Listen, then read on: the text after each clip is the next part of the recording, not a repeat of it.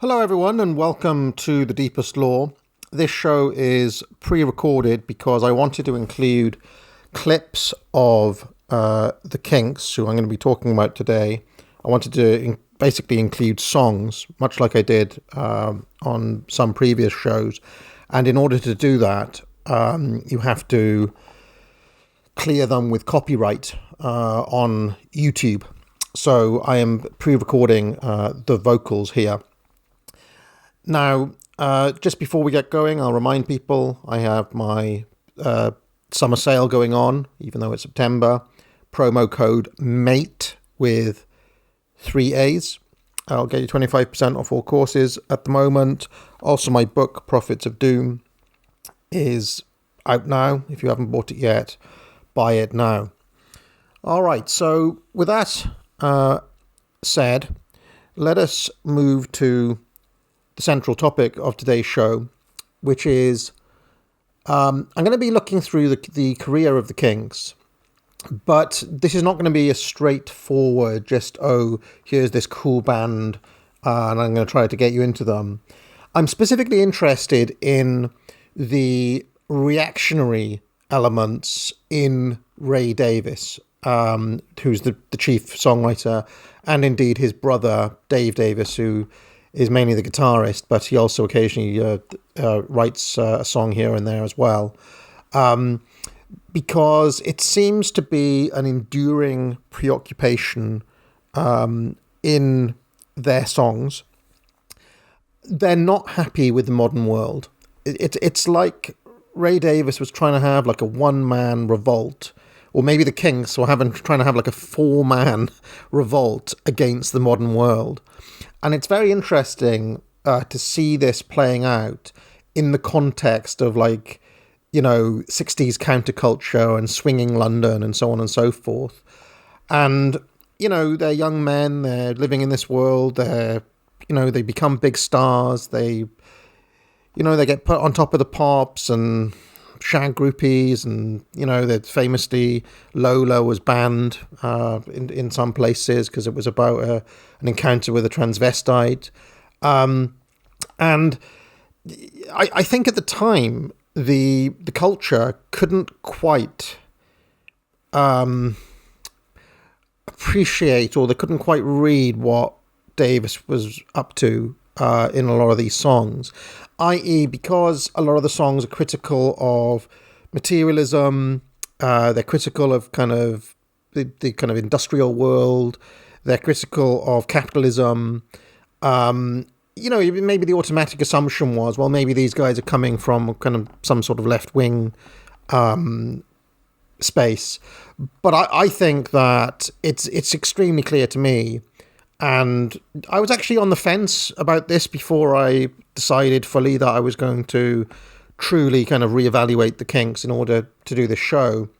Now I have no doubt at all that the Kinks are just a straight up reactionary band, and always were from the very beginning, which we're going to be exploring in a moment. But in the milieu of the time, I don't think that was recognised because, we were getting the kind of the new right thing coming over from America. To be right wing was to defend capitalism or something like this. But to me, Davis seems to be writing much more in the mode of somebody like a Thomas Carlyle, right? That is very much the kind of tradition I would put him in. And I think this is very interesting because if you look at the people that the Kinks influenced, Morrissey being another one, The Jam and Paul Weller, there are various other acts, Blur, of course, but I feel like they didn't quite. I feel like Blur didn't quite understand what I'm saying here, but certainly the first two acts did. It's kind of interesting that you have this kind of reactionary strain right there in the middle of kind of this very well known British invasion band, right? Now, one of the reasons for that, I think, is that the Kinks are almost like two acts in one. They were singles. A lot of the 60s bands they released singles, and then separately they'd have albums, and the singles they released were not always on the albums and vice versa. So there's a little bit of that going on. Another thing is that one of their best ever albums, the Kinks are the Village Green Preservation Society, the kind of marketing was botched on it, so it didn't really sell as well as it might have. So it's actually a little bit less well known in kind of very, very mainstream Joe Normie public world. But we're going to be exploring all of their stuff as this stream goes forward. Now, one of the things that really convinced me that Davis, because originally, when I was a teenager, I'll just explain, I had assumed that the Kinks, and Ravis in particular, was always kind of caught between celebrating something and pastiching it and making fun. And that a lot of his songs were written in a kind of satirical mode where almost like he's kind of making fun of a Colonel Blimp type character or something like this. But I have come across, and I've studied a few interviews of theirs. I'm just going to play a little clip from one that have basically convinced me that actually he was pretty sincere from the very start, and is best understood, I think, as a capital R romantic, and as essentially a kind of Englishman writing in the mode of Goethe or something, right, straight through Thomas Carlyle and that tradition that has always been there in some respect. He looks at the modern world. He doesn't like what he sees. He yearns for a past for which he is nostalgic, a past that may have never existed, a kind of idealized past.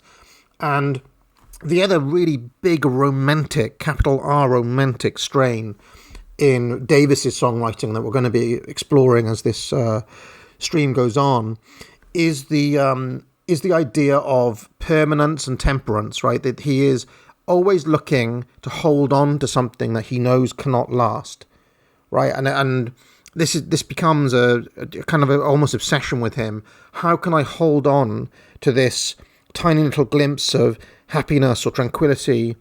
And it's always fading. It's almost like he holds it and it melts in his hands, and that is why taking pictures or trying to freeze memories becomes a kind of enduring theme in Kinks' song. Right now, time to meet up with Ray Davies of the Kinks. Ray, on your new LP, you have, I think for the first time, adopted an all-embracing theme. Well, yeah, you could say that, Brian, actually. Well, I did, actually. It's a nice way of putting it. What sort of gave you the basic idea for this particular album? Well, I was looking for a title for the album about 3 months ago when we'd finished most of the tracks. And somebody said that one of the things the Kinks have been doing for the last 3 years is preserving nice things from the past. So I thought I'd write a song which said this, Yeah. What have you been preserving? Well, sort of money. And, the nice little things? thing, jam tarts and Donald Duck. Yeah. And this is what you talk about. We should have said what it's all called, the Kinks of the Village Green Preservation Society. That's right. And you think that it's rotten to knock all these little things? Oh, yes, sir. Yes, I do. I think, that everybody's trying to change the world, and I'm trying, and I've tried, and I'll probably try again. But I don't think you can change Britain that much because, we're the way we are. So I'm just going to try and sort of hang on to a lot of the nice things. Good. I think a lot of affection comes through in this song. Maybe we could hear it now, could we? Oh, yeah. It's all about love, man. Here we go, the title track from the new album. Another theme that we're going to be exploring is his distaste for commerciality, his distaste for commodification and, the capitalist world, a very reactionary theme. Also, his sense that the country is, by which I mean Britain and the British Empire, is clearly in decline. This is another huge theme in the Kinks. And I actually think that one of the things I've discovered, because I came to the Kinks through like mainstream rock journalism, right? And, kind of inherited the kind of Rolling Stone view of the world, right? And the typical story they tell about the Kinks is that, yeah, okay, they were great in the 60s and Village Green is a brilliant album and so on. But then, after about 1970, after Muswell Hillybillies, they fall off a cliff and their 70s output is bad, okay? Now, I will say the Kinks get more bombastic. Davis has got this kind of theatrical streak that he wants to let out all the time, and he wants to. I actually think that all of those 70s concept albums are actually Davis trying to revive music hall or vaudeville or something. He's trying to find a vernacular, find a language within rock that is authentic to his own country and to his own people. That's what I think Davis is trying to do. But yeah, okay, some of the 70s stuff gets a bit patchy on those albums, but in terms of the lyrical themes, I think he gets more and more and more reactionary, until by the end, by the late 70s and the early 80s, he's basically one of us. Basically, like, he, whether he knows it or not, is dispositionally one of us. And that's something that we're going to explore as this stream goes on. So I've talked enough. I'm going to start. I'm not going to go all the way back to their first album in 1964, because that's a lot of covers and it's a lot of kind of, You Really Got Me and stuff like that. I'm going to start in 1965 with a single that they had. This wasn't on an album, called Dead End Street, which I think kind of sets some of the core obsessions that Davis would have throughout their long career.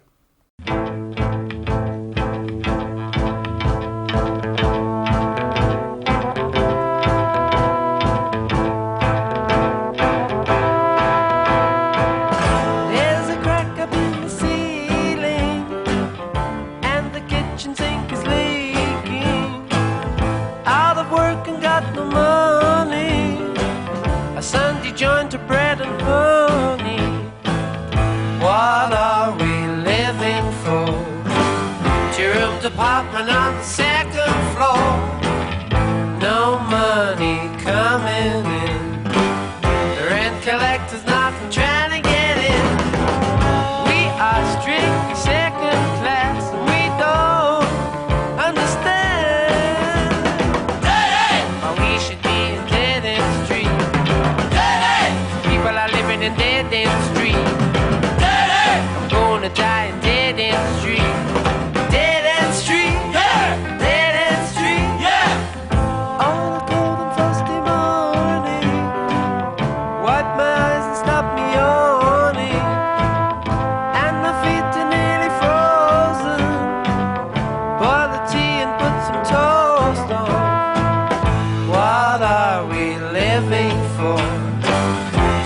Apartment on the second floor, no chance to emigrate.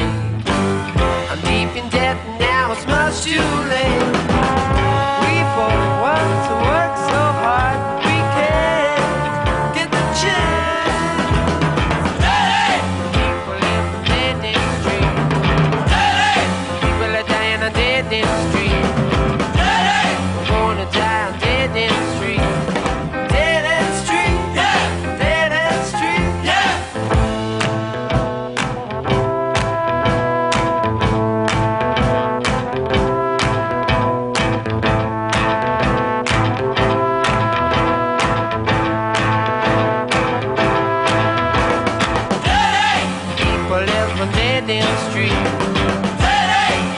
Dying on Dead End Street. I'm gonna die on Dead End Street. Dead End Street, yeah. Dead End Street, yeah. Dead End Street, yeah. Head to my feet, yeah. Dead End Street, Dead End Street, yeah. Dead End Street, yeah. How you feel? How you feel? Dead End Street, Dead End Street.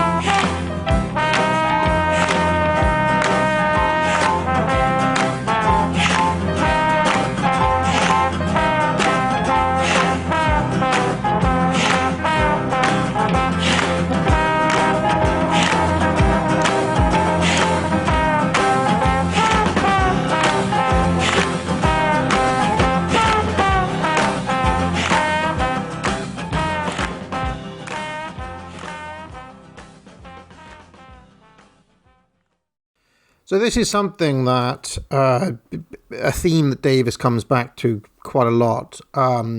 This idea of people somehow kind of being trapped on, a dead end street, and in a cycle where they're kind of caught by a hostile elite in some way.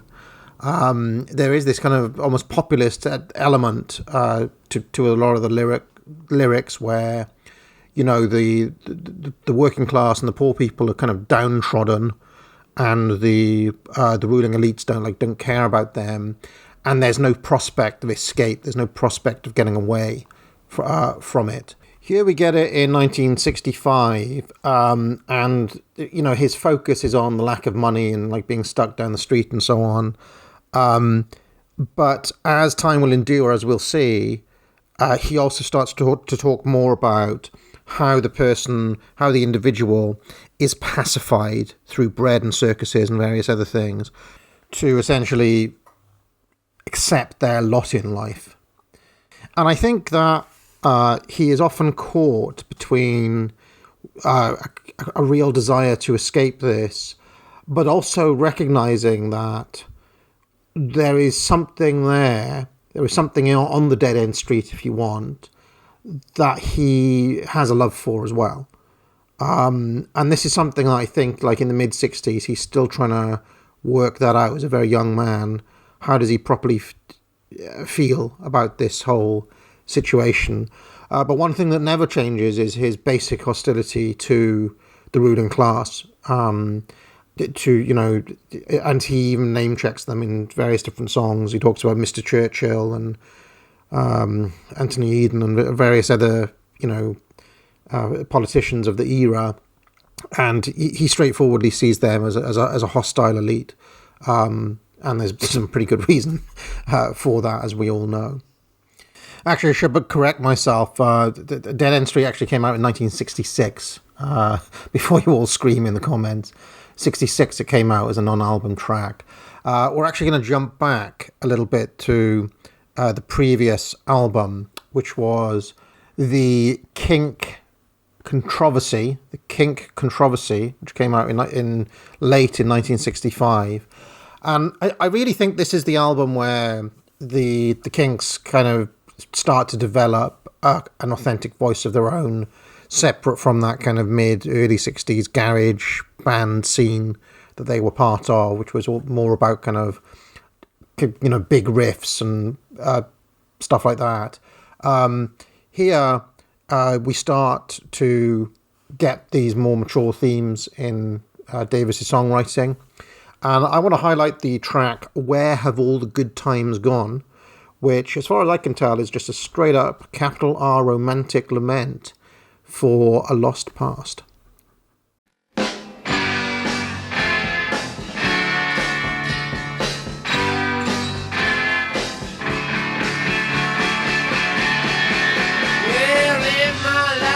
Stop to worry about a thing. Open up and shout it out, never try to sing. Wondering if I've done wrong. Will this depression last so long? Won't you tell me, where have all the good times gone? Where have all the good times gone? We had an easy ride and always felt the same. Time was on my side and I had everything to gain. Let it be like yesterday. Please let me have happy days. Won't you tell me, where have all the good times gone? Where have all the good times gone? Mom, Paul, look back on all the things they used to do. Didn't have no money and they always told the truth. Daddy didn't have no toys. Mom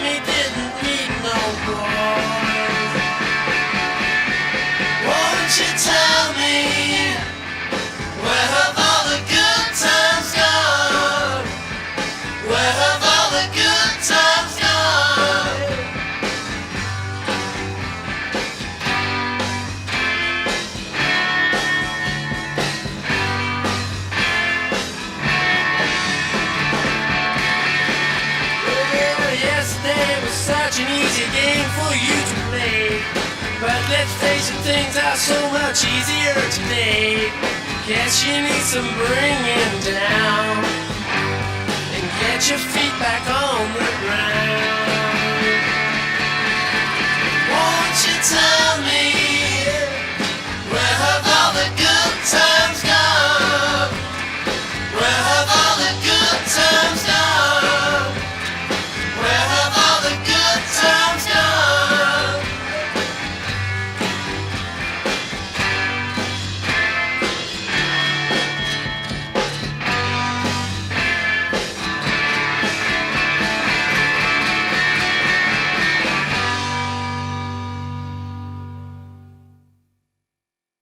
Now, another single that was released around this time, in fact, it was the next single they had out after Dead End Street, was Mr. Pleasant. Didn't appear on an album. And this is another of an enduring theme in Davis's lyrics, which is essentially a revolt against a kind of bourgeois conformity. He doesn't like the kind of 2.4 conformist bourgeois man. Now, there's one way of passing that as being kind of like, oh yeah, 60s hippie counterculture man.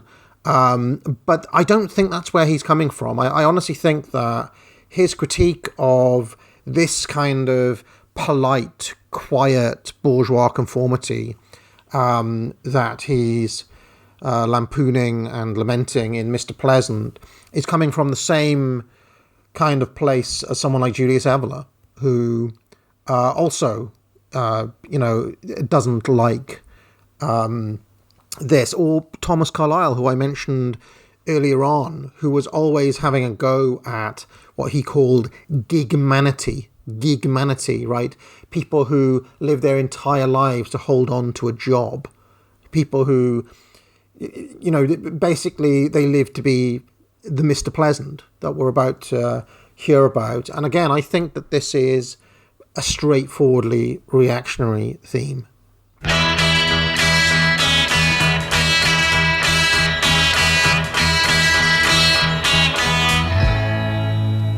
Oh, Mr. Pleasant, how is Mrs. Pleasant? I hope the world is treating you right, and your head's in the air, and you're feeling so proud, 'cause you're such a success, and the whole wide world is on your side. Hey, hey, how are you today? People say Mr. Pleasant is good, Mr. Pleasant is kind, Mr. Pleasant's okay, Mr. Pleasant don't mind, as long as Mr. Pleasant's alright. Hey, hey, how are you today? How's your father? How's your mother? How's your sister? How's your brother? How's your brand new limousine? 24-inch TV screen. Is she like prosperity more than you like poverty? Life is easier, so much easier. Life is easier now. Oh, Mr. Pleasant, how is Mrs. Pleasant? Did you know she was flirting around with another young man, and he's taking her out when you have to work late, and it's not so pleasant after all. Hey, hey,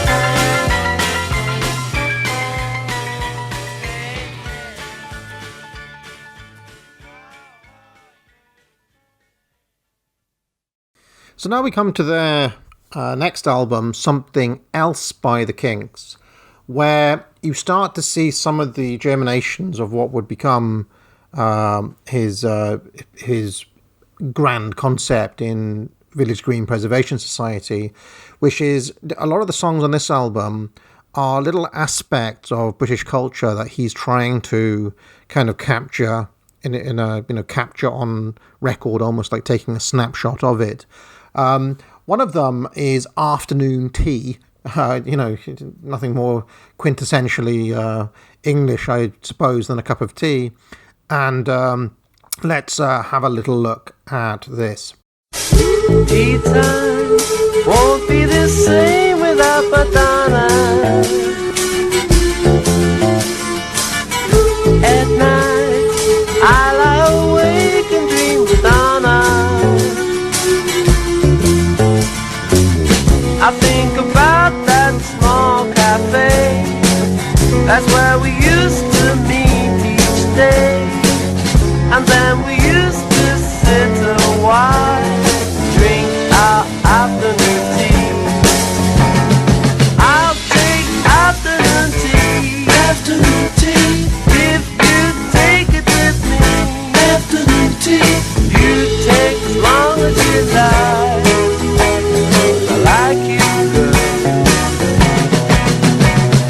I take sugar with tea. Afternoon tea. You take milk if you please. Afternoon tea. Like you talking to me, because you ease my mind. Ba ba ba ba ba. Ba ba ba ba ba.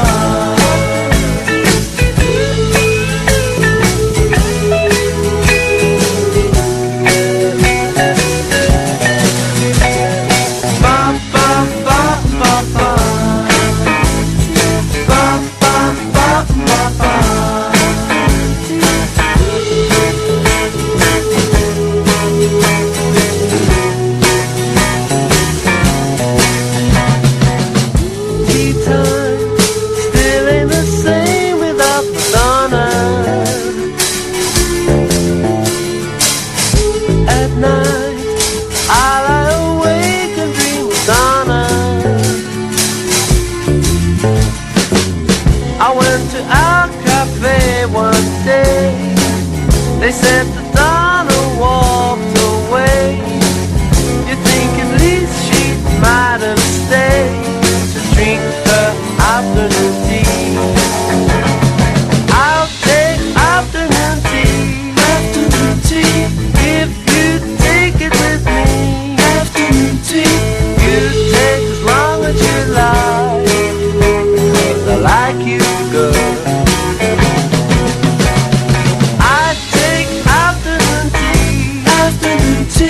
Every day of the week. Afternoon tea. Please come along if you like, 'cause I like you, girl. Ba ba ba ba ba. Ba ba ba ba ba.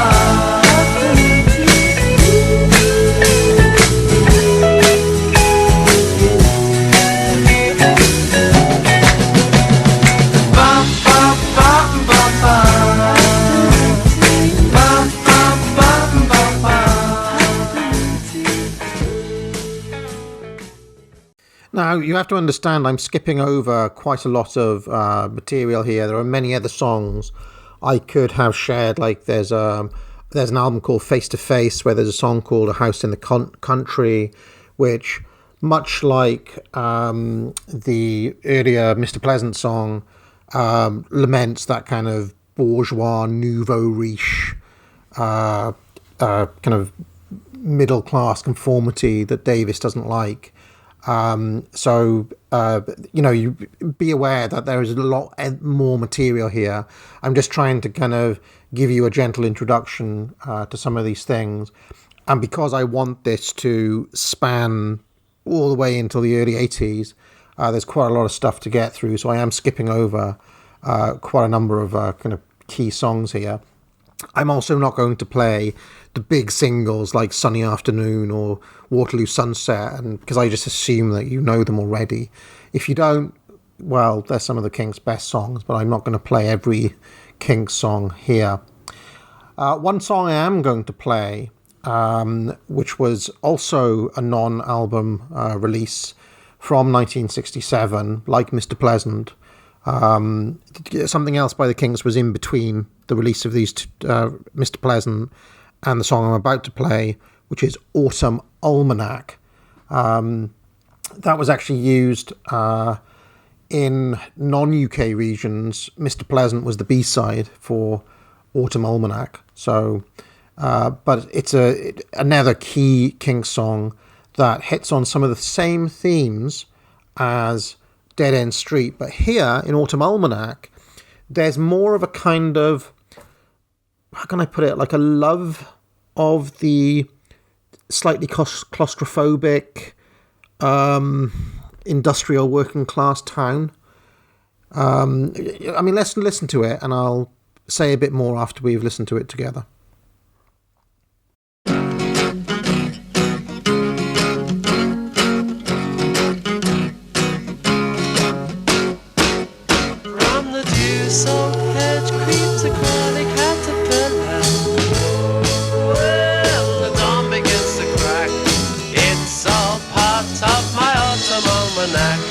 Breeze blows leaves of a musty colored yellow, so I sweep them in my sack. Yes, yes, yes, it's my autumn almanac. Friday evenings, people get together, hiding from the weather. Tea and toasted buttered currant buns compensate for lack of sun, because the summer's all gone. La la la la la la la la la la. Oh, a poor romantic back. Yes, yes, yes, it's my autumn almanac. La la la la la la la la la. Oh, my autumn almanac. Yes, yes, yes, it's my autumn almanac. My football on a Saturday, roast beef on Sundays. Alright, I go to Blackpool for my holiday. Sit in the open sunlight. This is my street, and I'm never gonna leave it.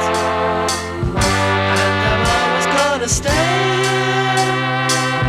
If I live to be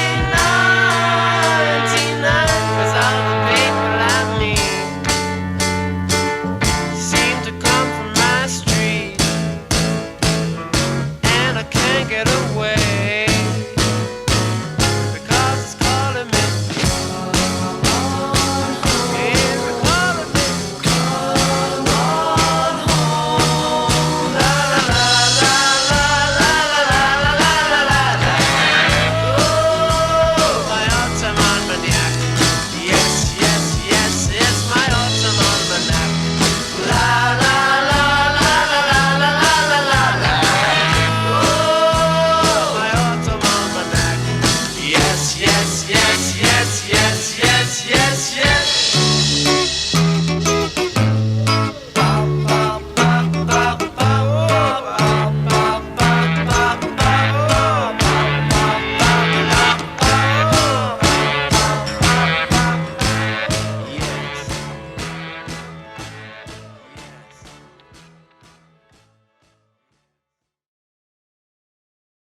So, in a way, what I'm saying here is that I think that here we see the Kinks and Davis almost learning to fall in love or back in love with Dead End Street, if that makes any sense. Where he's actually recognizing that there are certain things like the football on the Saturday and roast beef on Sundays and going to Blackpool and the sense of community there, tea and toasted currant buns. It's not a straightforward lament of the dead end street like the earlier song. He actually recognises now that there was something in that was worth holding on to and worth loving. And you don't get the same absolute contempt for that Davis clearly has for Mr. Pleasant or, the guy with the country house, or some of the kind of bourgeois who he instinctively kind of despises. So I find that kind of an interesting little development, and it's only taken a couple of years here before he's articulated it. And now we're going to get to Village Green Preservation Society, which I consider to be an absolute masterpiece of an album, and perhaps the best Kinks album overall. And pretty much every single song has got something interesting that I could have said about it. I could have picked any of the songs to highlight, for example, the title track, the track Village Green itself, the last of the steam-powered trains, which is his kind of yearning for that lost Victorian world of the steam-powered trains. But I always think one of the most devastating songs on the album is Do You Remember Walter, which is his kind of memory of this guy Walter who he knew in school, who now has essentially he's kind of dwindled into a normie, if you want to put it that way. He's just kind of like, he's not the young chap he used to know. Now he's just kind of like faded into the kind of married conformist life, with the 9 to 5 and so on. And, as we've said, Davis didn't like that kind of bourgeois conformist mode. And he's got, the whole theme of this album is that he's trying to hold on to something that is always passing and it's always gone. And there's something about the sense of nostalgic fading that he captures in this song, Do You Remember Walter, that I personally find devastating, especially the final line when he says, people often change, but memories of people can remain. So this is Do You Remember Walter from Kinks the Village Green Preservation Society.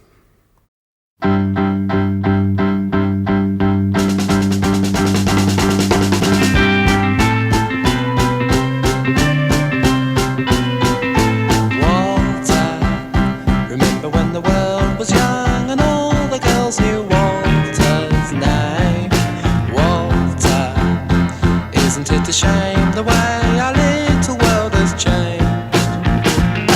Do you remember Walter playing cricket in the thunder and the rain?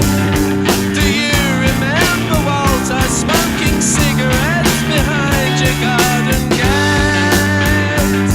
Yes, Walter was my mate, but Walter, my old friend, where are you now?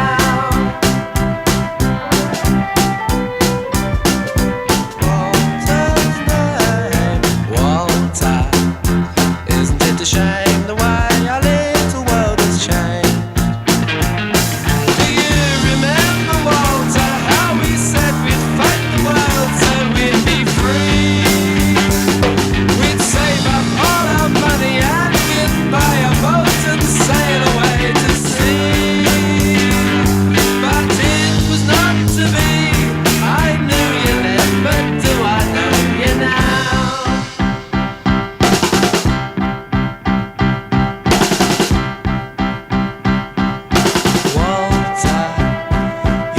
An echo of a world I knew so long ago. Walter, if you saw me now you wouldn't even know my name. I bet you're fat and married and you're always home in bed by 8:30. And if I talked about the old times you'd get bored and you'd have nothing more to say. Yes, people often change, but memories of people can remain.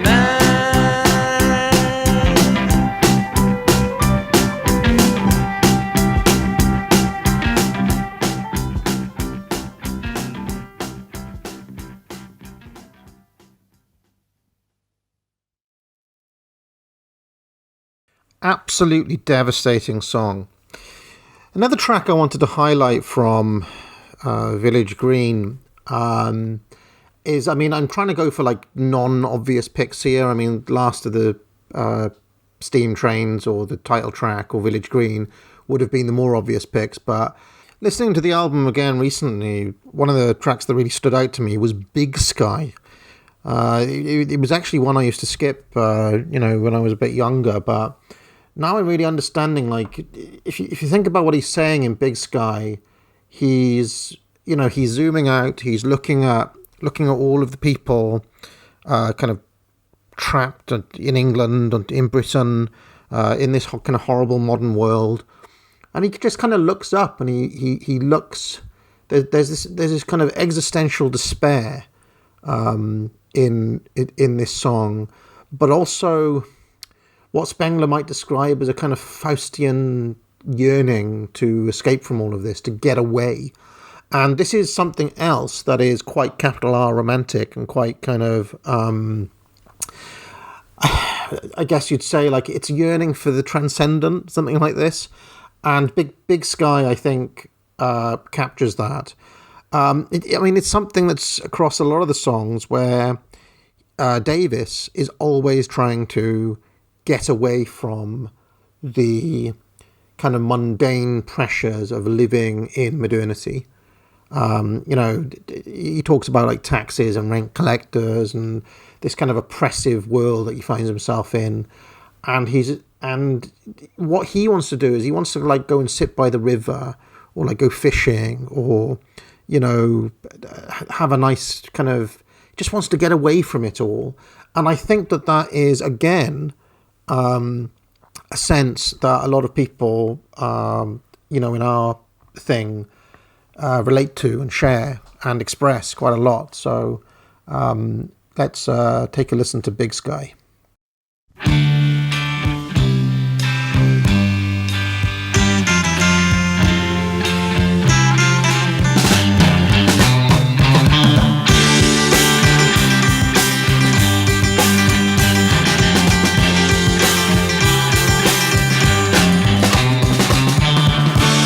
Sky, look down on all the people looking up at the big sky.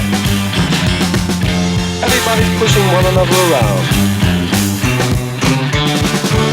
Big sky feels sad when you see the children scream and cry. But the big sky too big to let it get him down. Big sky too big to cry. Big sky too high to see. People like you and me.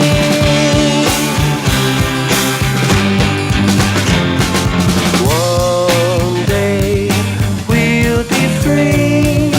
We won't care, just you see. Till that day can be, don't let it get you down.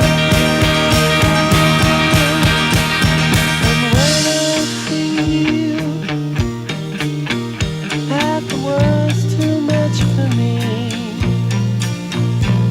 I think of the big sky, then nothing matters much to me. Big sky looks down on all the people who think they got problems. They get depressed and they hold their heads in their hands and they cry. People lift up their hands and they look up to the big sky. But the big sky is too big to sympathize. Big sky's too occupied.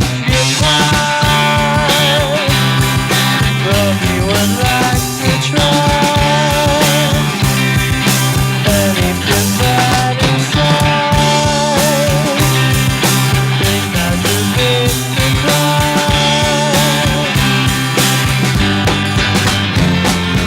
One day we'll be free. We were there, just you wait to see.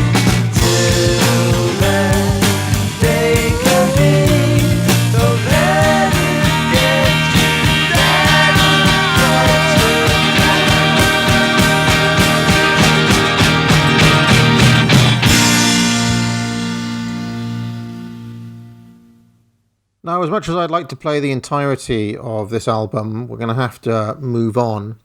And the sense of loss, and also the sense of kind of British, specifically British loss and loss of empire, comes through very strongly on the next album, which is called Arthur, or The Decline and Fall of the British Empire. And on this album, Davis really kind of ramps up his sense that there's something up, there's something not quite right with the government and something not quite right with the elites who are, he senses, trying to kind of trick or brainwash the people in some way.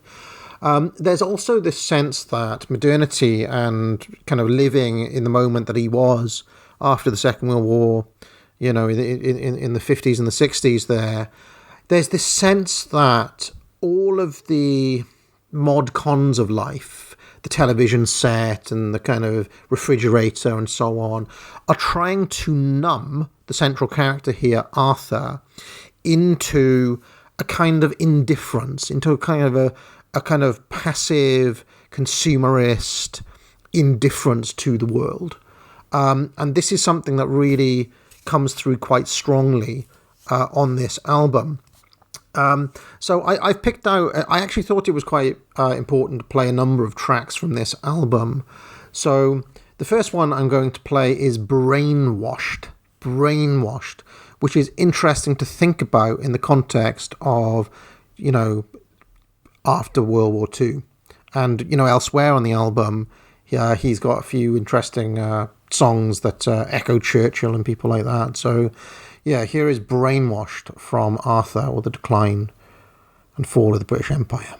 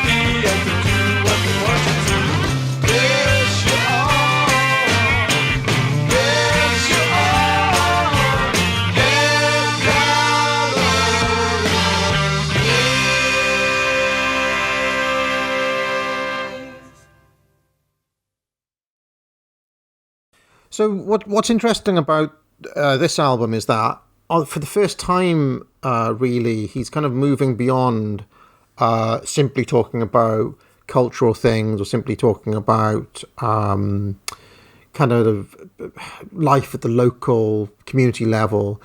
His purview is now looking at specifically like bureaucrats and a kind of a ruling elite, a governing elite, as well as a non-governing elite, and the bureaucrats actually start to become a stronger presence. The next song I want to play is called Shangri-La. If you ask me, one of the Kinks' absolute masterpieces. And this is really focusing on the numbing effects of essentially living in what you might call the American empire. And this is something that I think, as the Kinks go on, Davis becomes more and more aware of the Americanization of life through, rock music, television, movies, and so on and so forth. And Shangri-La, I think, sums up how numbing this existence is. So let's take it away.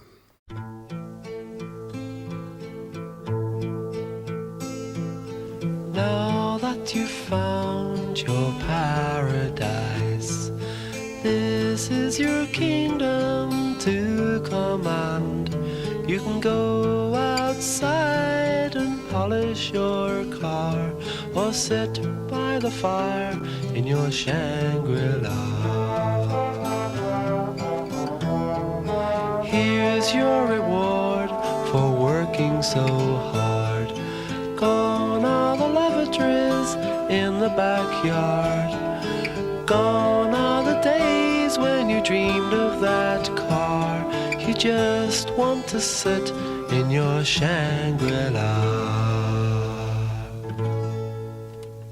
Put on your slippers and sit by the fire. You've reached your top and you just can't get any higher.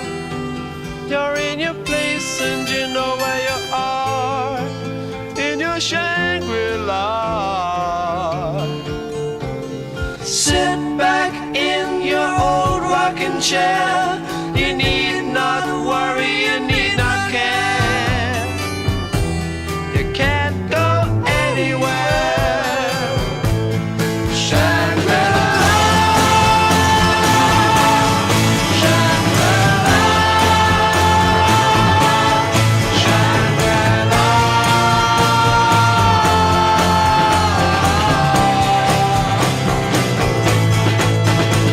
The little man who gets the train got a mortgage hanging over his head, but he's too scared to complain, 'cause he's conditioned that way.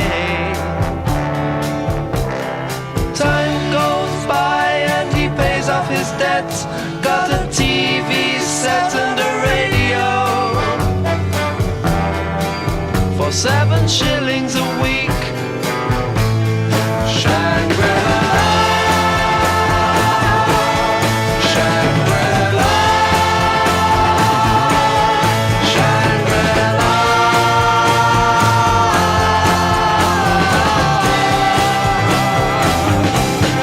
Shangri-La, Shangri-La, Shangri-La.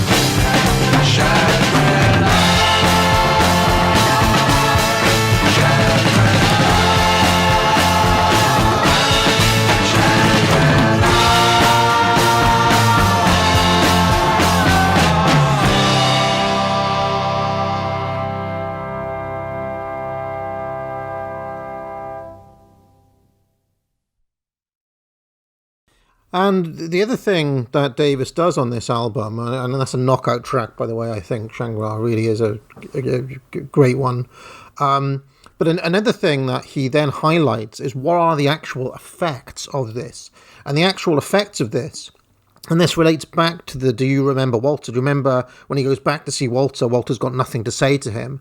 And he comes back to this theme with a track called Nothing to Say.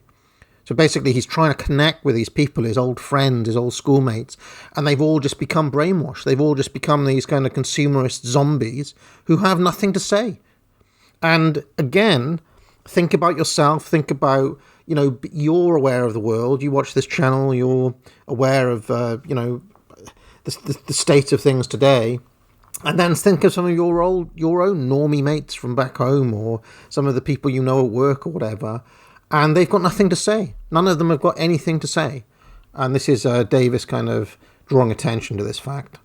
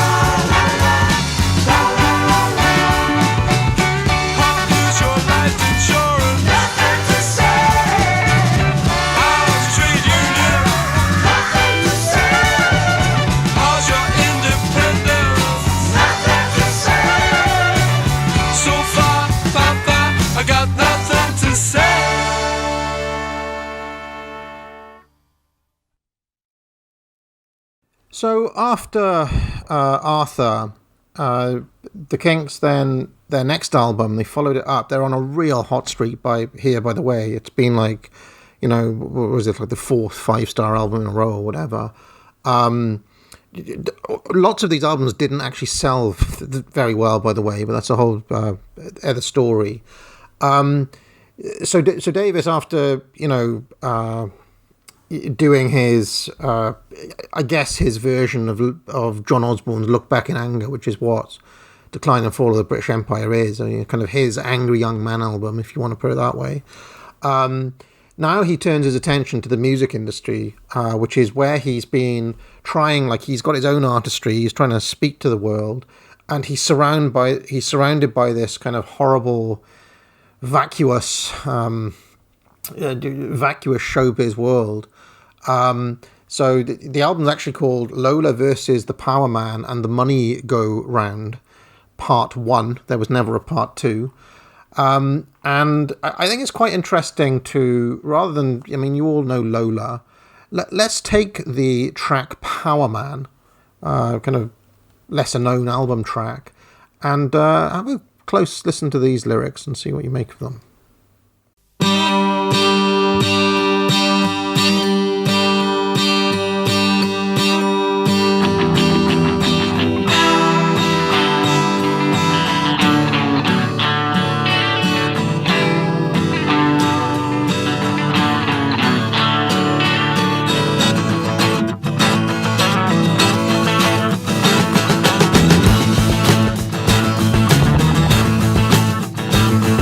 I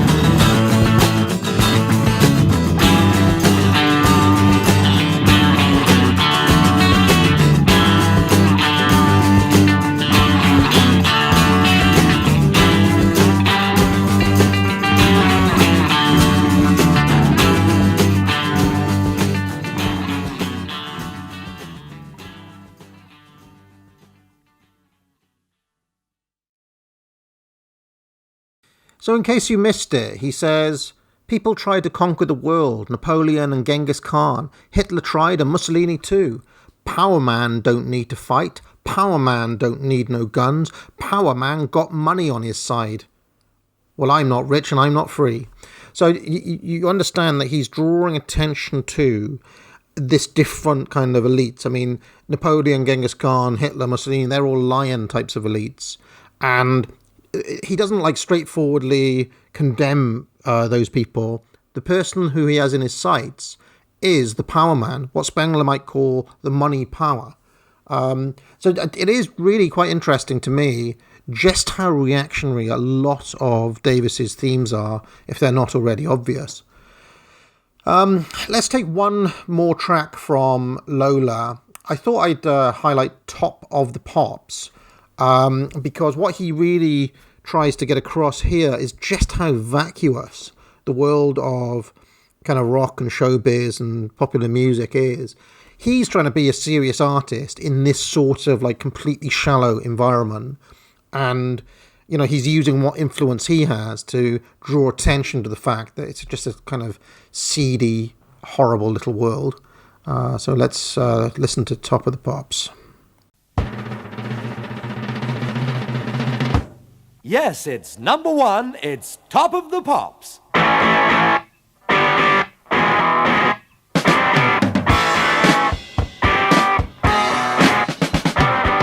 I've just come in at number 25. I'm also happy, so glad to be alive. And everybody says it's gonna get to the top. Life is so easy when your record's hot. Go tell my mama and my sister too. Press my trousers and polish my shoes. I might even end up a rock and roll god. It might turn into a steady job. My agent said to me, son, I always told you so. Now my record's number 11 on the BBC, and number 7 in the NME. Now the melody maker wants to interview me and ask about my politics and theories on religion. To ask you a little bit about your influences in your career Stand so over Al far. and I shut you. Who's the runner? Right? Yeah, shut up a lifetime. This will be a winner.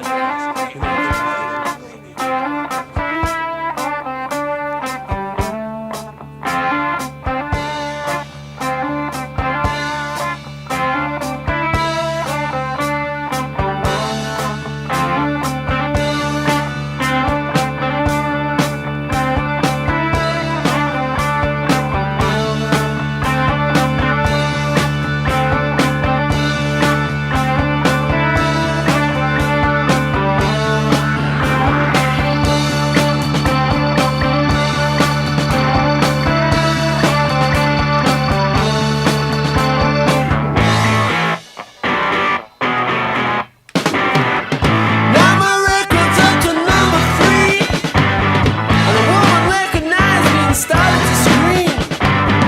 This all seems like a crazy dream.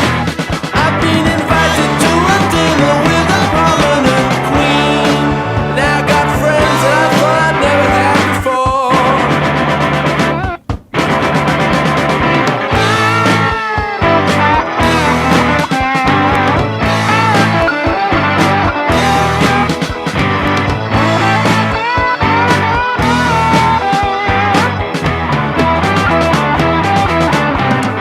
Strange how people want you when the record's high. When it drops down, they just pass you by. And now my agent called me on the telephone and said, son, Your records just got to number one.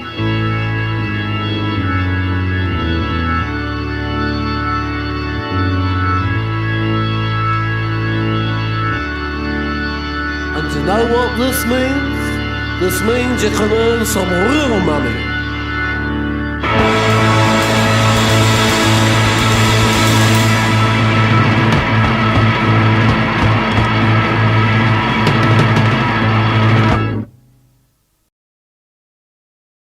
So, another year, another album. After Lola in 1970, we get Muswell Hillbillies in 1971.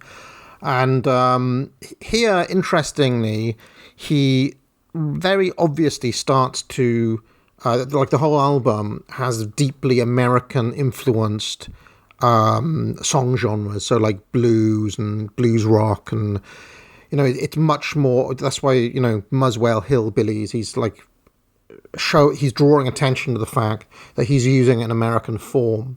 But also, the album itself is deeply concerned with the effects of this Americanization on modern life. And he also gets like increasingly paranoid, I guess. There's literally a song called Acute Schizophrenia Paranoia Blues, which I'll play in a moment. But first of all, I thought the first track on the album, 20th Century Man, is well worth a listen. So let's listen to that first. Unfortunately, for whatever reason, of all the Kinks songs, 20th Century Man is causing the video to be blocked on YouTube on copyright grounds. Even though it's on YouTube many hundreds of times, for some reason I've tried every single version of it and each one of them gets the video blocked. So what I would recommend, I've posted it on Twitter. You can very easily find the song on YouTube. So if you've never heard 20th Century Man before, I mean, it's a stone cold banger, one of the Kinks' absolutely best songs.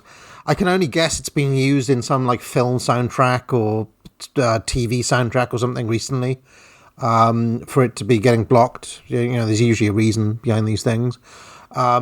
So I will just kind of insert this here to let you know that was the thing that was getting the video blocked, and we'll carry on. But yeah, if you don't know the song, it is phenomenal. I mean, just listen to the lyrics. It doesn't, I mean, it says, "This is the age of machinery, a mechanical nightmare, the wonderful world of technology, napalm, hydrogen bombs, biological warfare. What has become of the green, pleasant fields of Jerusalem?" He's talking about England. "Ain't got no ambition, I'm just disillusioned. I'm a 20th century man, but I don't want to be here. I don't want to be here." Could be any one of you, could be any one of us. It is a very, I mean, it is a, you know, it's straight in the manner of Carlyle. It really is. You know, you can keep all your smart modern writers. Give me William Shakespeare. You keep all your smart modern painters. I'll take Rembrandt, Titian, Da Vinci, and Gainsborough. So we got to get out of here. We got to find a solution. I'm a 20th century man, but I don't want to die here. I mean, it's at this point in his, I guess, intellectual and artistic development, it's pretty naked now. He's kind of nailing his colours to the marble. Like, he doesn't want to be part of modernity anymore. And with that comes a kind of this sense that you're being watched, that you're, you know, essentially the feds are going to get you one way or the other. And this theme comes out in numerous respects on the album. I actually have a live clip of the Kinks doing Acute Schizophrenia Blues, or Acute Paranoia Schizophrenia Blues. So let's have a watch of that, and then we'll. I'm going to pick one more track from this album as well, because it's another masterpiece of theirs. Thank you.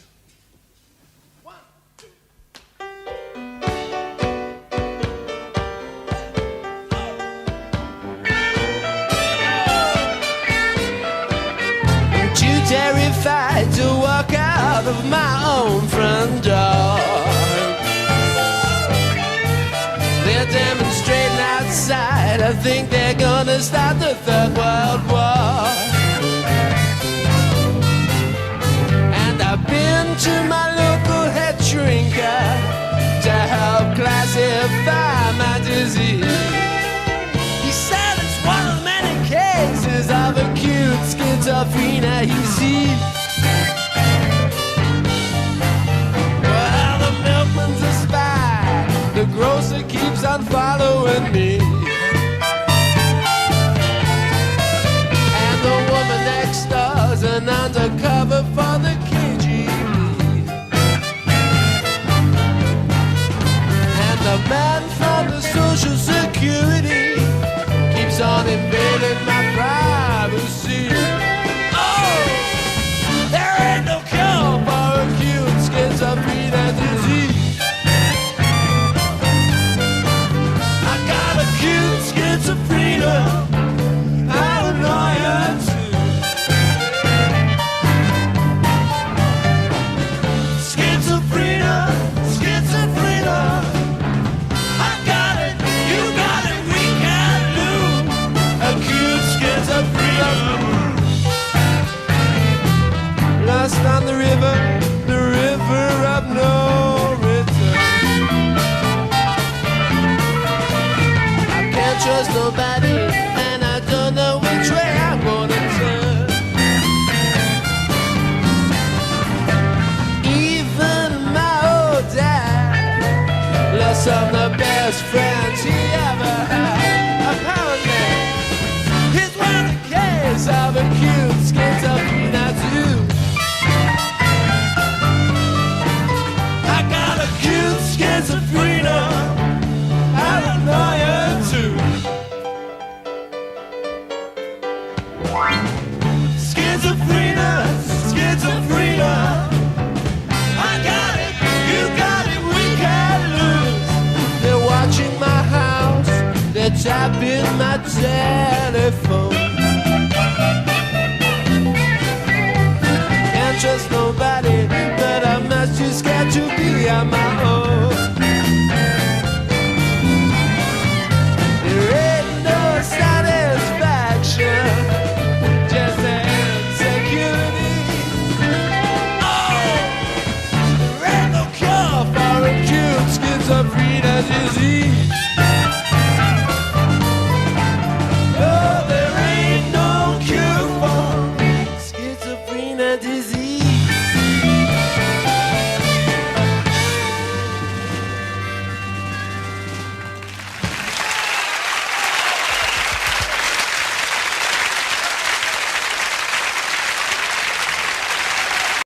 And the last track I want to highlight from Muswell Hillbillies is Here Come the People in Grey to Take You Away.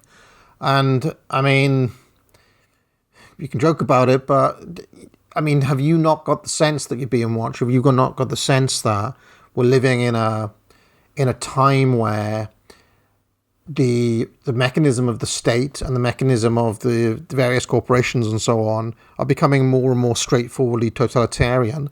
And I think Davis very much could feel that. He could sense it. And often that's what an artist can do. They can sense something in the ether and the zeitgeist. So let's listen to Here Come the People in Grey.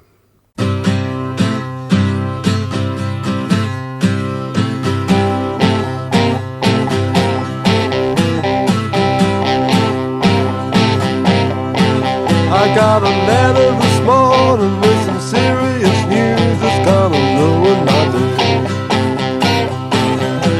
The borough surveyors use compulsory purchase to acquire my domain. They're gonna pull up the floors, they're gonna knock down the walls, they're gonna dig up the drain. Here come the people in grey, they're gonna take me away to Lord knows only where. But I'm so unprepared, I got no time to pack and I've got nothing to wear. Here come the people in grey to take me away.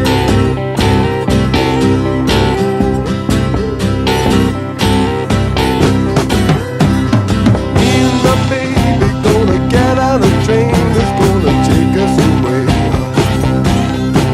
I'm gonna live in a tent, we're gonna be no more rent, we're gonna be no more rain. We're gonna live in a field, we're gonna buy me a gun to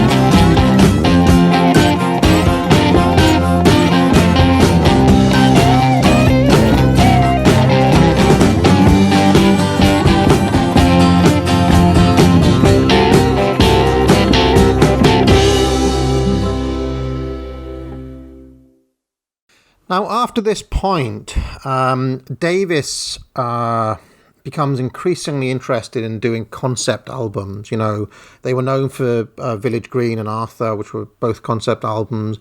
Lola was a concept album. To some extent, Muswell Hillbillies was a concept album. And he started getting more kind of ambitious with where he wanted to go with these. And for whatever reason, critics started to kind of fall out of love with the Kinks during this time. Maybe a little bit too bombastic, maybe a little bit too kind of too theatrical, if you want. But it's kind of interesting to see that his interests and his obsessions basically intensify during this period, during the entire 70s. The stuff that they were talking about in the 60s, he just becomes more and more interested in them. So the next album is called Everybody's in Showbiz, and it does have one brilliant song on there, which I'm not going to play, called Celluloid Heroes, which is a kind of devastating song about Marilyn Monroe and Bela Lugosi, and even George Sanders, you know, he of My Avatar fame, gets a name check in there. Just talks about how like the showbiz industry kind of eats these people up and spits them out again. It leaves them kind of devastated and drug-addled, and kind of, you know, throws them on Skid Row. But the song I have picked out from Everybody's in Showbiz is called Maximum Consumption, because I think it intensifies his interest in the kind of numbing effects of consumerist society, which is something he consistently has railed against. But here he starts to kind of recognize the birth of like the reality star, like the trying to make the mundane like a star in some way, like almost like the Andy Warhol factory or something, but on the level of just like a normie. So these are all themes that come out on this album, but Maximum Consumption is the one I've picked out. I'll have some clam chowder followed by beefsteak on rye, pumpkin pie, whipped cream and coffee. I want a green salad on the side, don't forget the French fried, pizza pie, garlic and anchovy. I keep burning up calories as fast as I keep putting them down.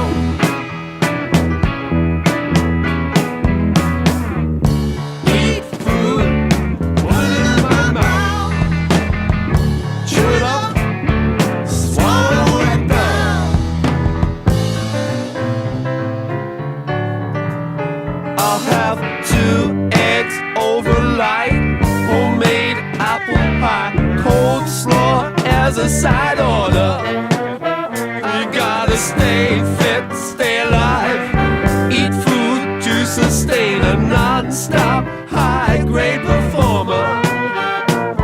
That pace is continual, sure keeps running me down. Don't you know that you gotta eat food? Don't you know that you gotta refuel?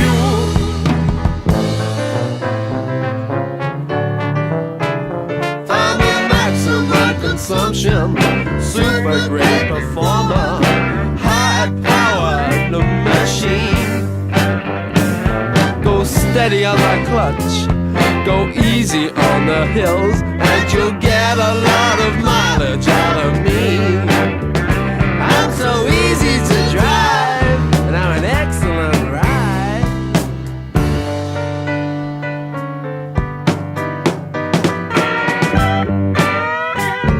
Hey Davis on lead guitar.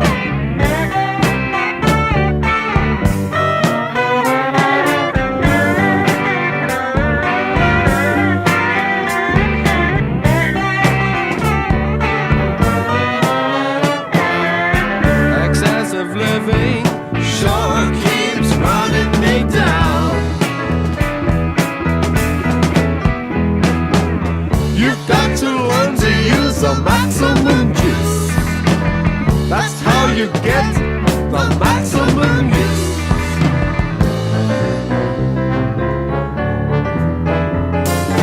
Life keeps using me, keeps on abusing me, mentally and physically. I gotta stay fit, stay alive, need fuel inside, eat food to survive. Maximum consumption sure keeps running me down. Don't you know that you gotta eat food? Don't you know that it's good for you?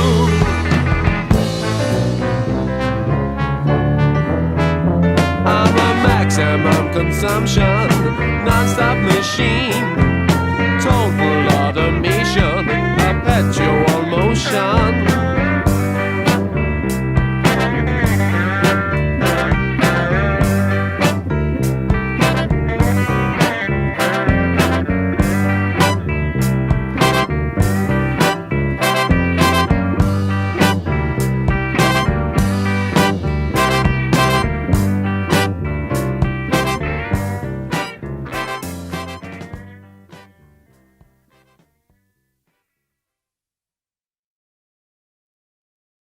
So he continues to make these concept albums in the mid-70s here. The next one, well, the next two are called Preservation Act. There's Preservation Act 1 and Preservation Act 2. The critics are really turned on these because, it's quite out of sync. If you consider, like, Bowie was around at this time and everybody moved on to glam rock and prog was happening. The Kinks were starting to feel like a bit of an anachronism. But I mean, Ray Davies didn't care about being completely out of sync with everybody else. And, these are, lyrically speaking, a lot of these albums are quite interesting. I've picked out the track from this kind of double album, Preservation Act. I've picked out the song Money and Corruption / I Am Your Man, because he's drawing attention to a kind of socialist charlatan who's promising people utopia. The herd at this point, the masses are seen as a kind of flock of sheep in this song, and politicians are kind of promising them, everything, and they're, saying like solidarity and workers unite and all that sort of stuff. And, if you think about the dream that they're trying to sell, it's essentially the same, like, kind of soulless, materialist, kind of fully automated luxury communism that Ash Sakar is trying to sell. I find it kind of a very interesting song, indeed. So let's take a listen to that.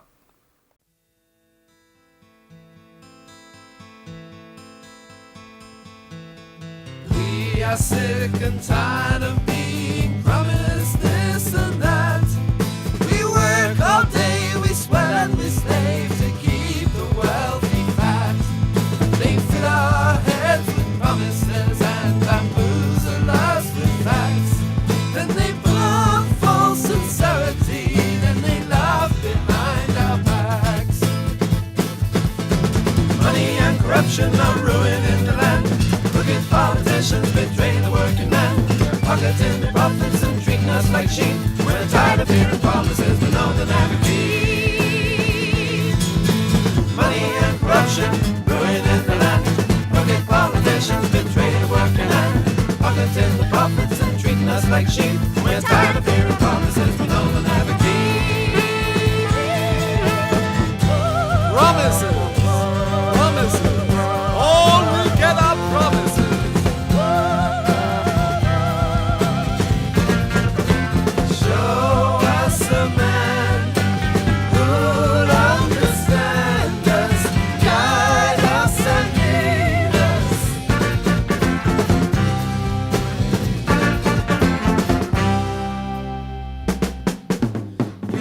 Sick and tired of having to ask them cap in hand. We crawl on the floor, we beg for more, but still we are ignored. We're tired of being herded like a mindless flock of sheep. And we're tired of hearing promises that we know they'll never keep.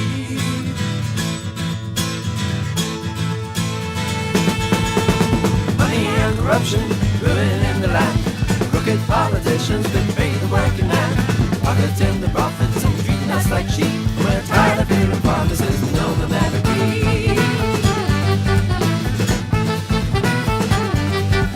We've got to stand together, every woman, every man, 'cause money and corruption are ruining the land.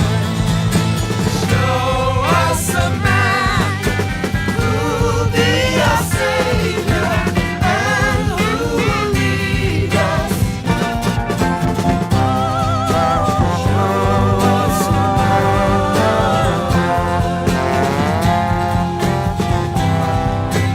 What is our nation tonight? What is our nation tonight?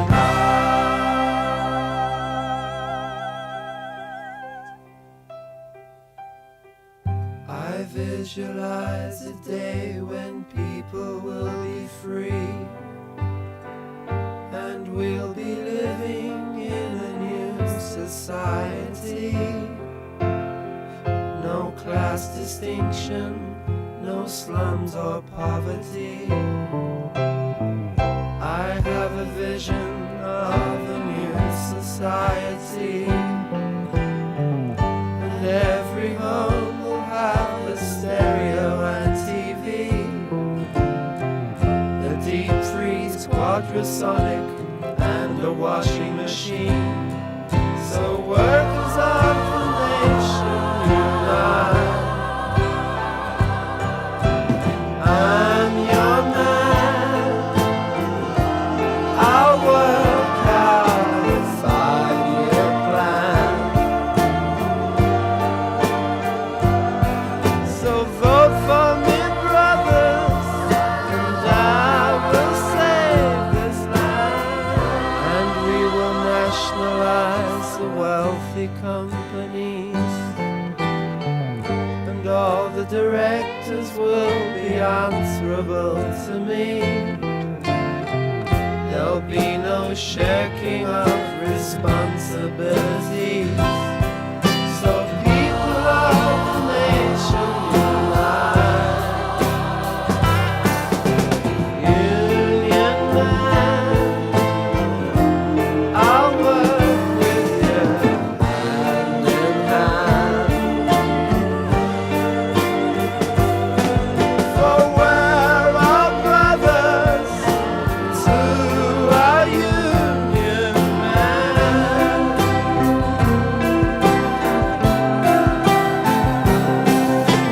I'm your man. Oh God, how I love this land.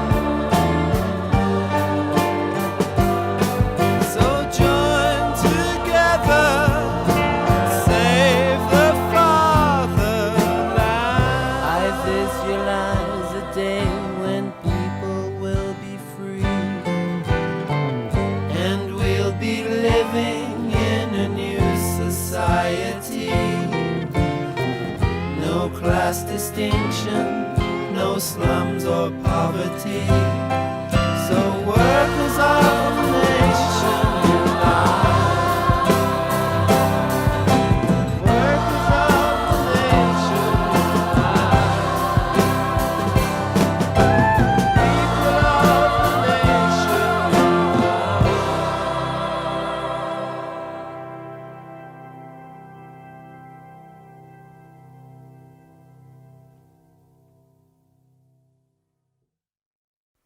So on the next album, which is Soap Opera, Davis's interest in essentially trying to make the mundane and the ordinary become something to aspire to, which is kind of this weird switch that happens. So, it's almost like the birth of reality TV or something. And he has a lot of interesting songs on Soap Opera. It is absolutely hated by the critics. To give you an idea, this album receives 1 star out of 5 on All Music. I actually think it is. I just don't think they get what he's trying to do really here. The first song is called "Everybody's a Star" (Star Maker), and as you'll hear, it's almost more like a kind of musical at this point. What he's going for, and rock critics didn't like it. I think that there are interesting themes being explored here that very few people talk about. Like, why is the Star Maker trying to make like the ordinary Joe Public into a star? It's especially interesting to think about now when you have like TikTok and YouTube, and you essentially do have people filming themselves. You do have everybody thinking that they're some sort of superstar.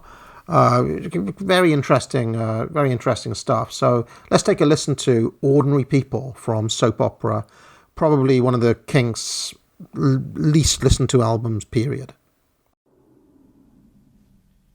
I am the image maker. I am the magic maker. I can turn the most ordinary man in the world into a star. To prove my point, I'm going to find the most mundane little man and turn him into a celebrity. This looks like a suitably uninteresting house. I wonder if there's anybody here with enough star quality.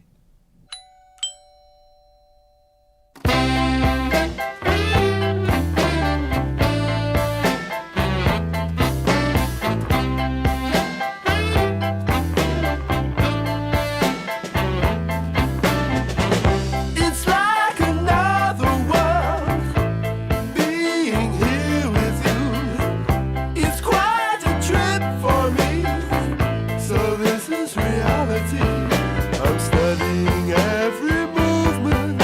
I'm trying to learn the part. Now I want you to be natural. Just relax and be at your art. It's all for art.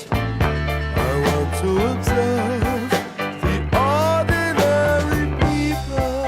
The ordinary people. Tomorrow I shall become Norman. I shall go to his office, mix with his workmates, and if they ask any questions, I'll say, I'm doing research for one of my songs. Norman and I are changing places, and I'm going to make him a star. So I'm throwing away my stage suit, and I'm packing away my guitar for the sake of art. I'm gonna mix with the ordinary people.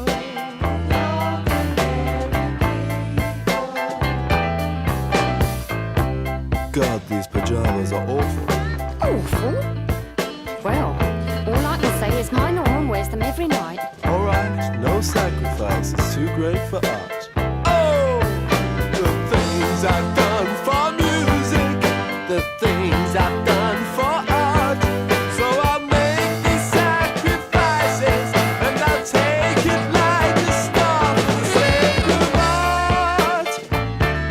I'm gonna mix with the ordinary people.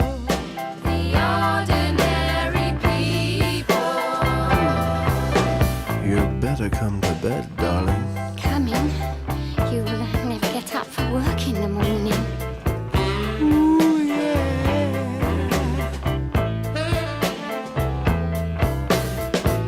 I'm making observations and character simulations.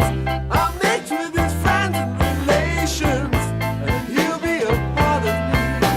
Exchanging places with Norman to get background for his songs. I'll be mortalizing his life, and I'll even sleep with his wife for the sake of art. I'll go to bed like the ordinary people. The ordinary people. Turn out the light. Turn out the light. Now, I'm going to skip over the next album, Schoolboys in Disgrace. You can see some of the publicity art for it. It was another concept album. You can see that the music and the shows and so on are getting increasingly kind of musical and theatrical at this point. Critics absolutely despise this sort of material. It was just completely out of step with what else was happening in kind of rock music at this time. I kind of like the lead single, "I'm in Disgrace," from that album, which you can listen to in your own time.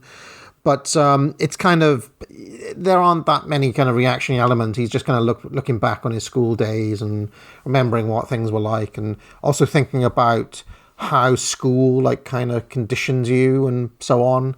Kind of similar territory to The Wall by Pink Floyd in a way. But I want to get to more the kind of material that interests us. And there is one such song on the next album, Sleepwalker.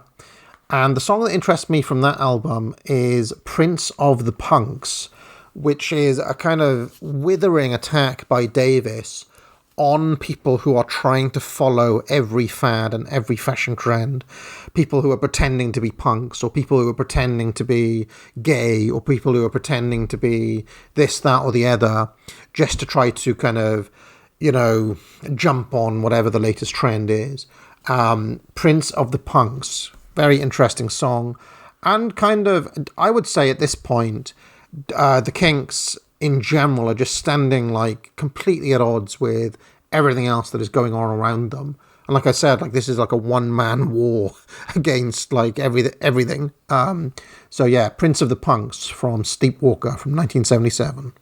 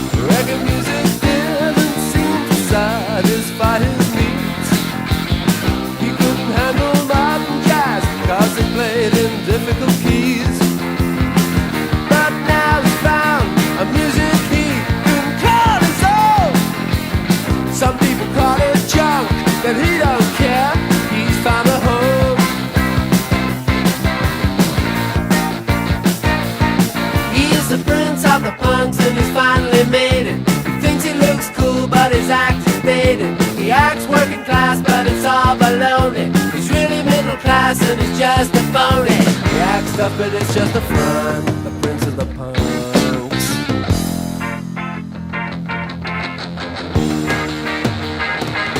He's the Prince of the Punks and he's finally made it. Thinks he looks cool but his act is dated.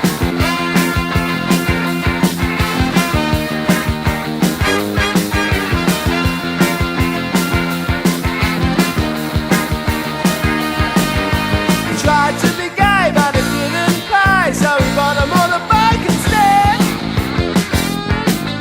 He failed the funk, so he became a punk, cause he thought he'd make a little more bread. He's been through all of the changes, from rock opera to Manzarani. Now he wears a swastika badge and leather boots up past his knees. He's much too old at 28, but he thinks he's 17. Thinks he's a star, but I think he looks more like a queen. He's the Prince of the Punks and he's finally made it. He thinks he looks cool, but his act is dated. He talks like a cockney, but it's all baloney. He's really middle class and he's just a phony. He acts tough, but it's just a front. He's the Prince of the Punks and he's finally made it. Thinks he looks cool, but his act is dated. He acts working class, but it's all baloney. He's really middle class and he's just a phony. He acts tough, but it's just a front. He's the Prince of the Punks and he's finally made it. Thinks he looks cool, but his act is dated. He acts working class, but it's all baloney. He's really middle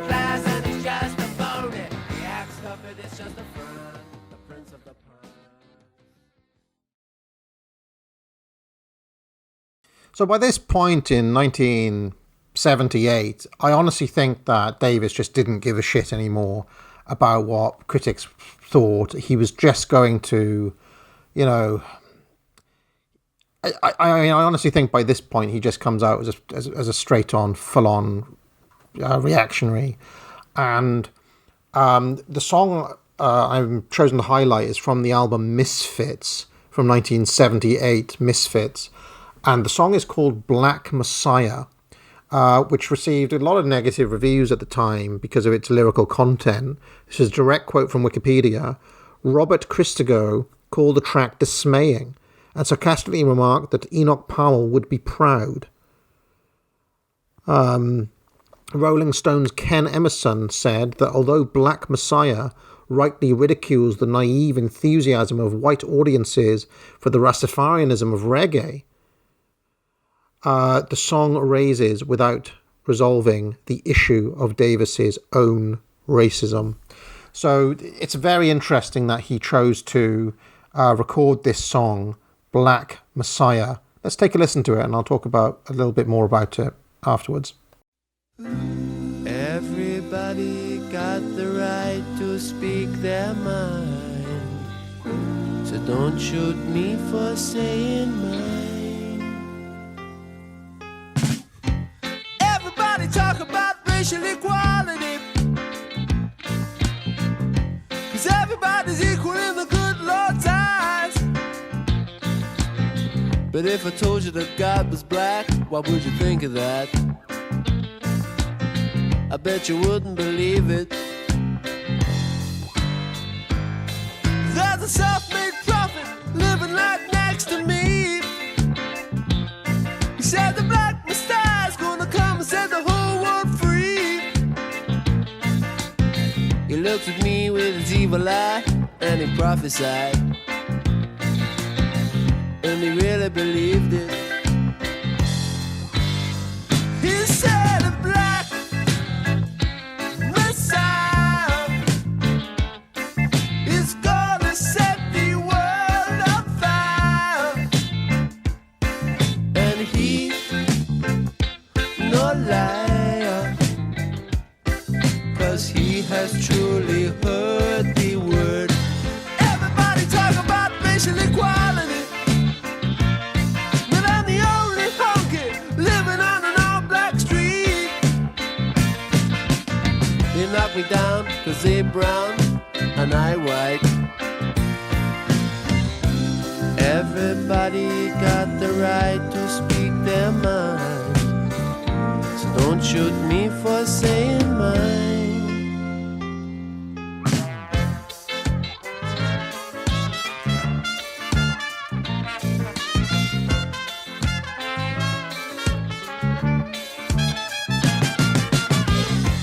Everybody talk about racial equality. Yeah, everybody talk about equal rights. The white's white, black's black, that's that. And that's the way you should leave it. Don't want no black Messiah to come and set the world on fire. A black Messiah is gonna come and rule the world. Everybody gotta show a little give and take. Everybody gotta live with a little less hate. Everybody gotta work it out. We gotta sort it out. Everybody got the right to speak their mind, so don't shoot me for saying mine.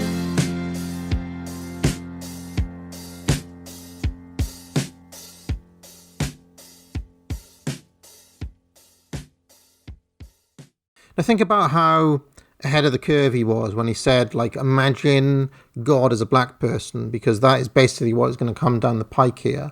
Let me just read some of these lyrics straight up here. He said the black Messiah is going to set the world on fire because he's no liar, because he has truly heard the word. Everybody talking about racial equality, but I am the only honky living on the all-black street.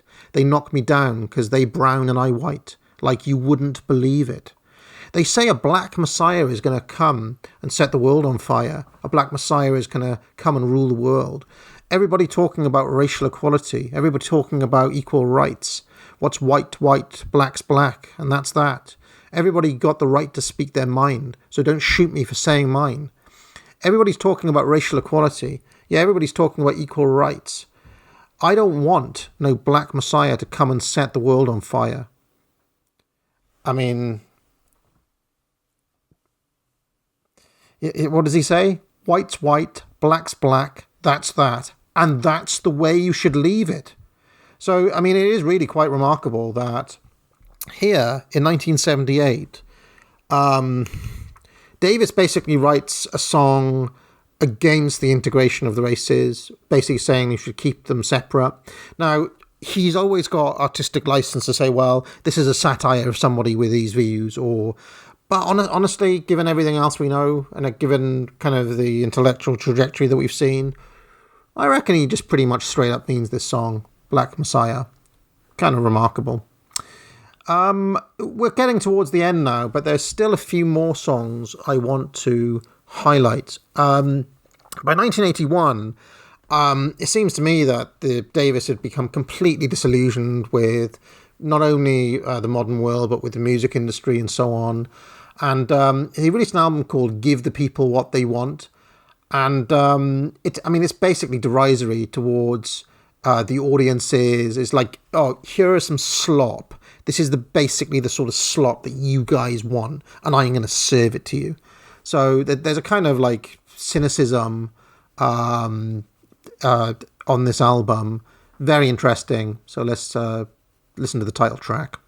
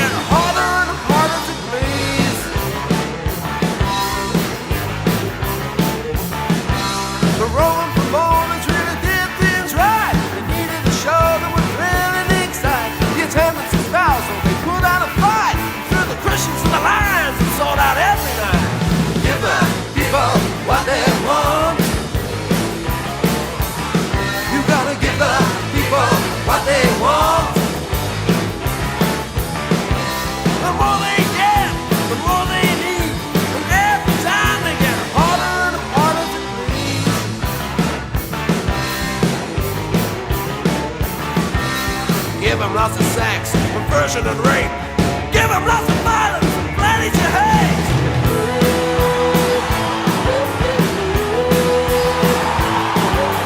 Give the people what they want. Give the people what they want.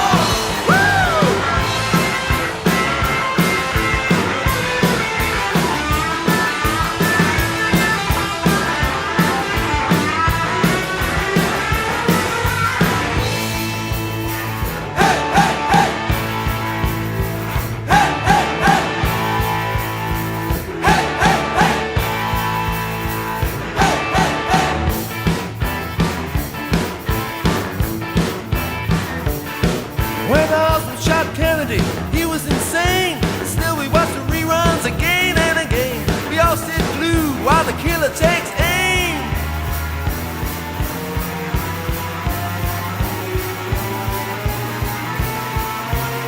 Hey mom, they got some pieces of the president's brain.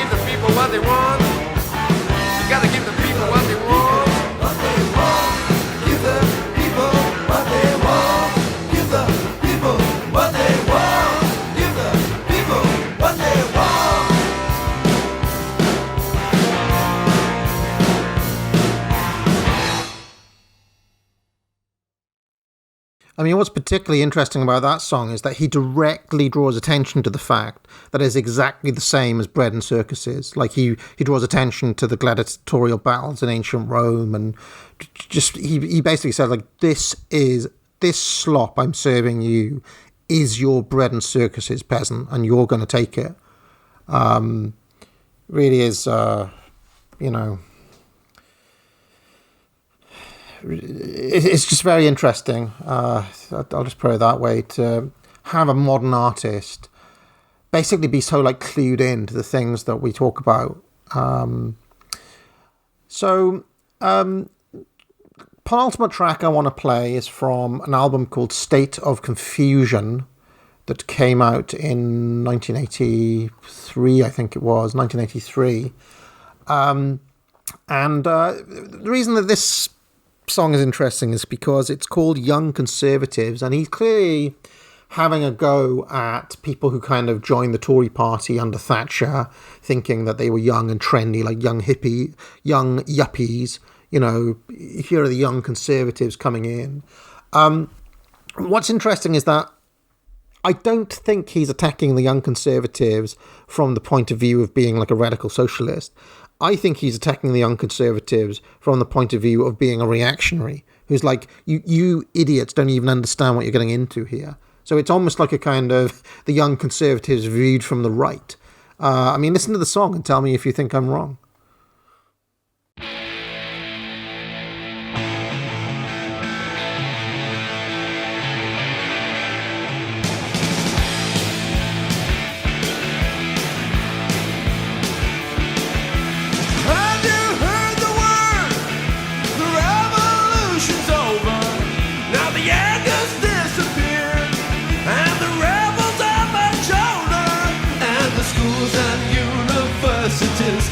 Turning out a brand new breed of young conservative. Get yourself a brand new scene. Keep your collars white and clean. It's time to come and join the young conservatives. Revolution used to be cool, but now it's out of fashion. Politeness is the rule, and that's an angry young man's passion. And now they've used up all the alternatives. Now they're rushing down the street to join the young conservatives. Conservatives! Found the bomb, oh how contemporary, in your parents' car. Another chip on the block, is that all that you are? Look at all the young conservatives hanging out in the bars.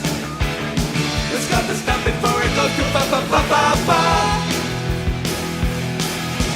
Get yourself some new attire. Set your sights a little higher. They're all going to join the young conservatives. The establishment is winning. Now the battle's nearly won. The rebels are conforming. See the fathers, now the sons. All the urgency and energy has turned into complacency. Now the schools and universities are turning out a brand new breed of young conservatives. Conservatives.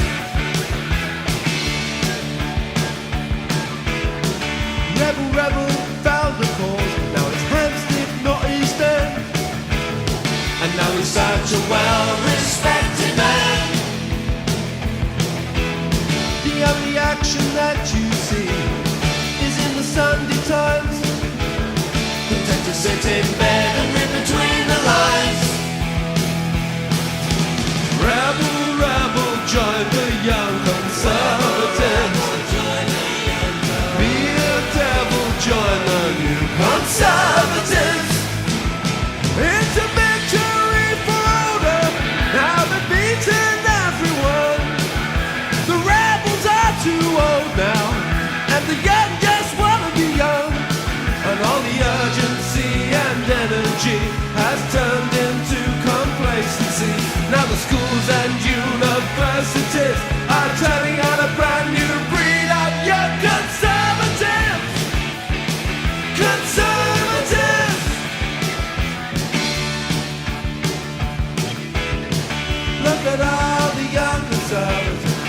Look at all the young conservatives.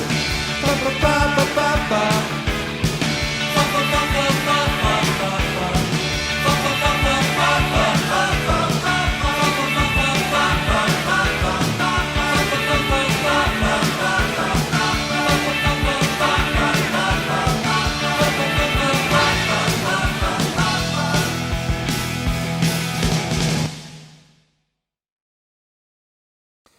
The final track I want to highlight is the one that inspired me to make this, and one that I really believe should be a kind of modern day right wing anthem, especially for anyone who's kind of British and cares about the country.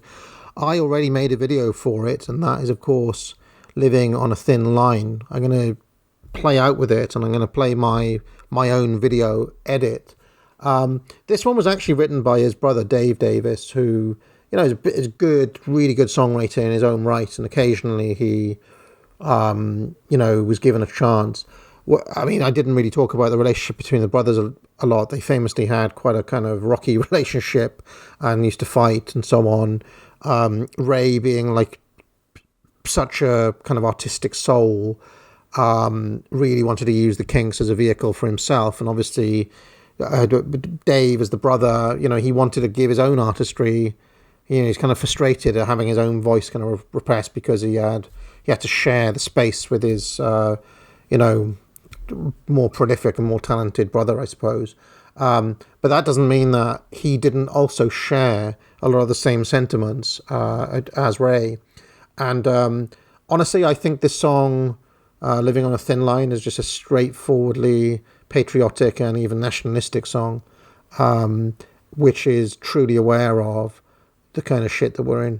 So there we are. This was a kind of gentle introduction to the Kinks, but also I'm trying to advance this idea that the Kinks are basically a straightforwardly reactionary band, and always have been and always were for the entire duration of their career. So there it is. I hope you enjoyed this. Let me know what you make of the Kinks in the comments, and I'll see you next time. Just a reminder, buy my book, Prophets of Doom, and promo code MATE, that's with MATE with 3 A's, will get you 25% off all courses. And hope you enjoyed the track again.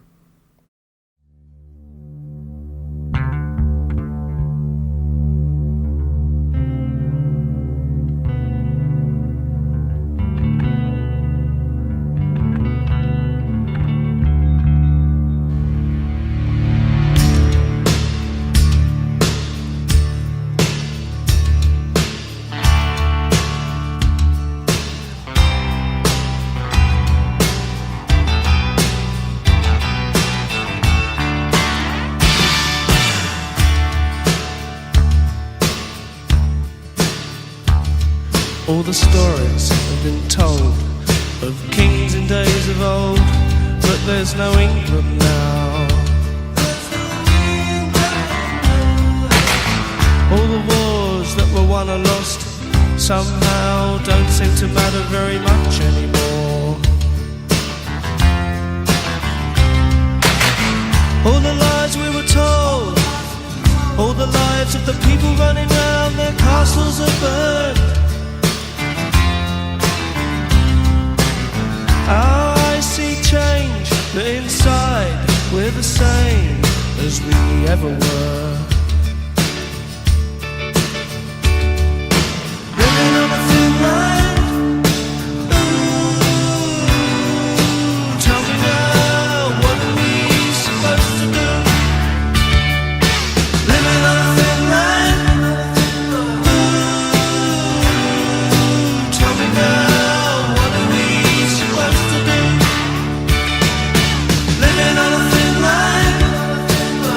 This way each day's a dream. What am I? What are we supposed to do? Living on a thin line. Ooh, tell me now, what are we supposed to do? Now another century nearly gone. What are we gonna leave for the young? What we couldn't do, or what we wouldn't do, it's a crime.